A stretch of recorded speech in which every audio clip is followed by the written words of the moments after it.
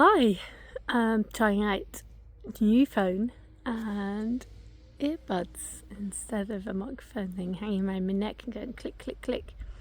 So we'll see what it's like. It's September and someone's flicked a switch and we've gone from very, very hot and dry to cold. It was about 2 degrees this morning and wet. Not so good for the garden. But anyway, come and take a look at what's happening. As you can see, everything's still green and a lot of it is just flopped over. When the rain started, all the tall scraggy plants just flopped. They were too damp. So in here you can see this is what's called, I think it's called a false physalis. It's not one that you eat. And they were growing in the greenhouse, self-seeded. And I've put them outside and they've grown into monsters and they are rather nice and sculptural.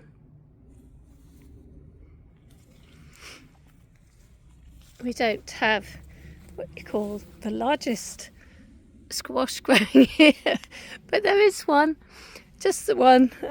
They went in very late. In fact, I think one of those is a self-seed from last year. But don't they make a pretty pattern on the grass? I think it looks really nice.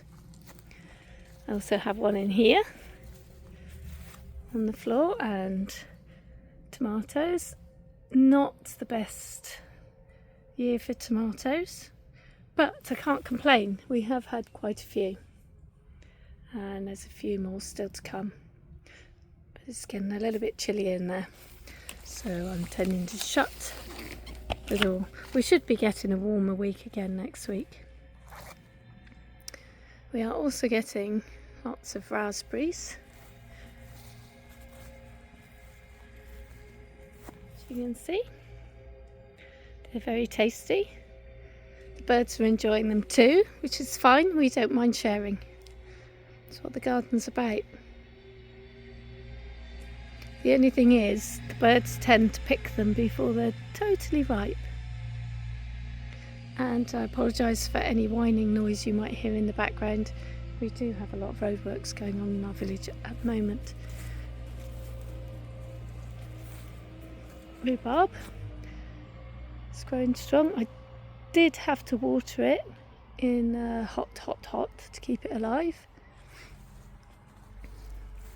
Our bee hedge, pollen hedge, it's actually grown this year. Obviously it needed a lot of water. Look at that, it actually looks like a hedge, which is super good. And these, wow, they're beautiful. Even soggy and wet, they're beautiful.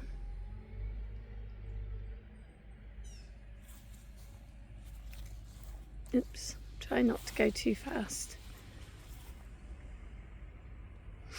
Oh, we got a bit of sunshine. See, everything grew tall and then fell over. Very strange. So there aren't many flowers at the moment, but there's lots of different greens. Oh, this is funny. Last year this grew down in the other garden and it grew huge. And I've totally forgotten the name of it. But anyway, we found 3 little plants down there and popped them in up here. And they have grown a little. And the leaves are edible. And the seeds are edible, although they're a right pain to harvest. But the leaves are great and they're full of vitamin C.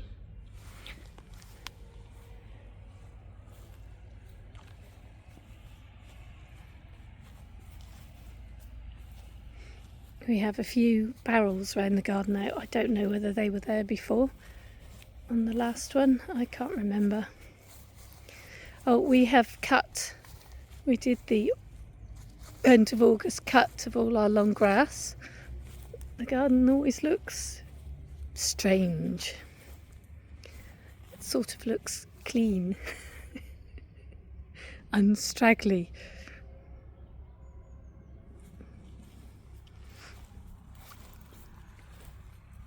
This had got very overgrown with, it must have been at least 100 small fennels. I don't know whether you remember, I used to have a huge fennel here, took it out, and this year I had hundreds of little ones.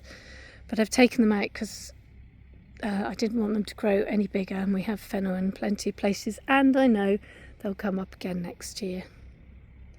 Lettuce has gone to seed, so we'll have some seeds for next year. Not a lot in there. There are still 1, 2, 3, 4.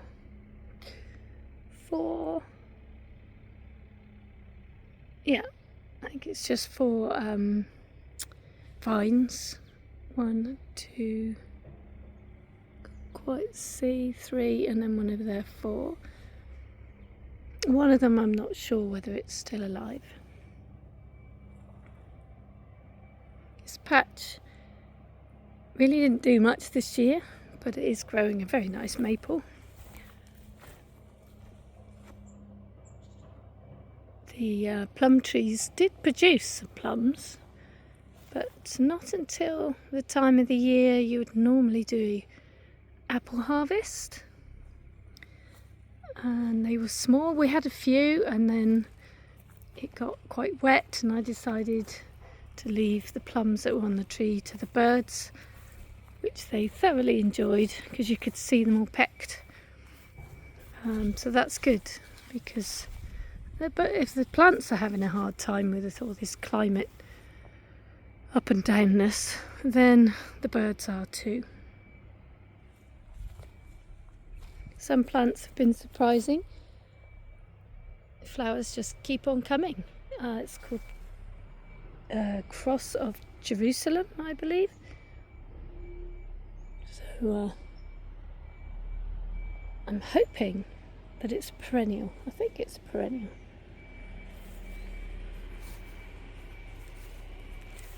The herbs have done alright in here. There's a little oak tree hidden in there as well. But look, the fennel has dropped. So what I'm doing, because it's taking the light off other plants that are growing here, is when plants are totally flopped and stopping other plants from getting light, even though they've got seed heads on them, I'm cutting them, but I'm not just throwing them away. I will show you what I'm doing with them. We can fight our way through the raspberries, which have flopped all over the pathway.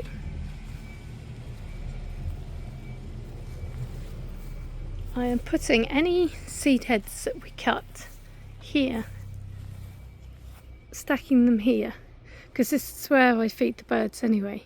So the birds have still got the seed heads to munch on, which I think is important.